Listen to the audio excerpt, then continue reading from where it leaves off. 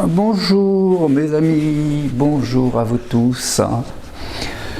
Je voudrais aujourd'hui que nous nous penchions sur une question cruciale à mon sens, mais qui risque d'être épineuse, voire de soulever polémique, ce qui finalement n'est pas une mauvaise chose, dans la mesure où chacun s'exprime poliment en respectant l'opinion des autres.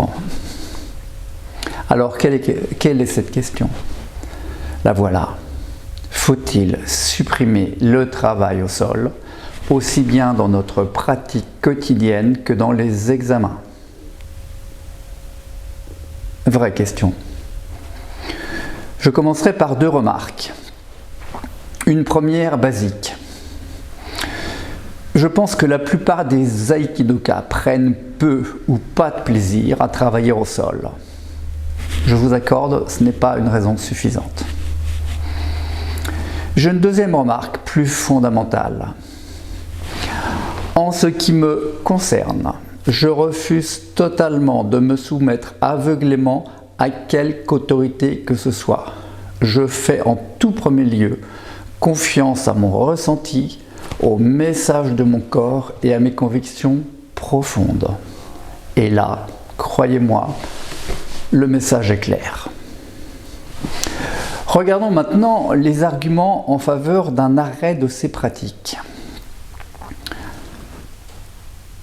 Premièrement, culturellement, le travail au sol a un sens au Japon, dans la mesure où dans leur vie quotidienne, en particulier dans les temps anciens, les Japonais étaient souvent assis en seiza, d'où la nécessité de pouvoir se défendre dans cette position. Ce n'est pas le cas des Occidentaux.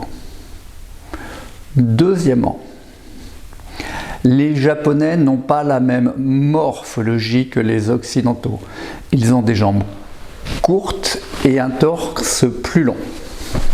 A l'inverse, les Occidentaux ont un torse court et des jambes plus longues. D'où un risque de lésion plus important lors des rotations sur les genoux. Troisièmement, la plupart des aïkidokas de ma génération, pour ne pas dire tous, ont sacrifié leurs genoux sur l'autel d'une pratique intensive du travail au sol. En ce qui me concerne, ce furent mes deux ménisques internes, le premier lors de mon passage de 3e dan en 1981 et le deuxième 10 ans plus tard. Pas plus tard qu'il y a 15 jours, j'ai reçu un message d'un jeune Allemand, Peter, adorable garçon qui adore l'aïkido et qui me dit « Jean-Pierre, je vais être obligé d'arrêter l'aïkido 2 ans, rupture des ligaments croisés. » Quel dommage! Et effectivement, les générations qui nous suivent risquent de se trouver confrontées à ce même problème.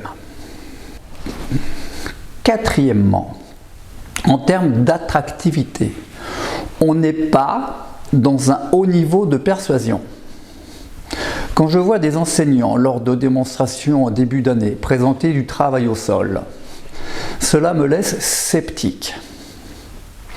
Je me mets à la place des spectateurs qui voient des individus se bagarrer sur un tatami en marchant comme des pingouins. Je doute fort que cela leur donne envie de rejoindre le troupeau.